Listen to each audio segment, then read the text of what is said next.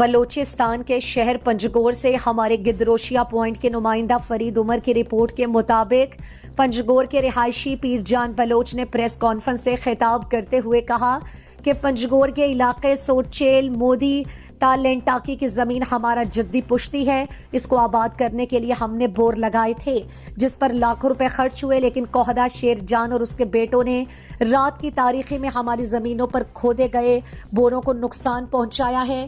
انہوں نے مزید کہا کہ ہم زمینوں کے اصل مالک ہیں, کسی کے مزار نہیں کہ وہ ہم سے ششک اور حصہ مانگتا پھرے. لاکھوں مالیت کے بوروں کو توڑ کر نقصان پہنچایا گیا اور سولر سسٹم کو اٹھا کر ساتھ لے گئے. پیر جان بلوچ نے کہا کہ اس مسئلے پر یہ ہماری دوسری پریس کانفرنس ہے.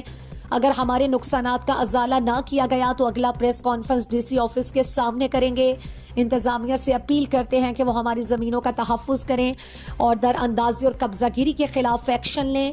انہوں نے کہا کہ پنجگور میں کوئی سرداری سسٹم نہیں ہے اور جو لوگ سردار بن کر لوگوں کی جدی پشتی زمینوں پر قابض ہونے کا سوچ رہے ہیں ان کو ہر طرح سے ناکامی کا سامنا رہے گا, کیونکہ ہم نہ کسی کے باج گزار تھے اور نہ کوئی ہمیں زبردستی ہماری زمینوں سے دستبردار کرا سکتا ہے.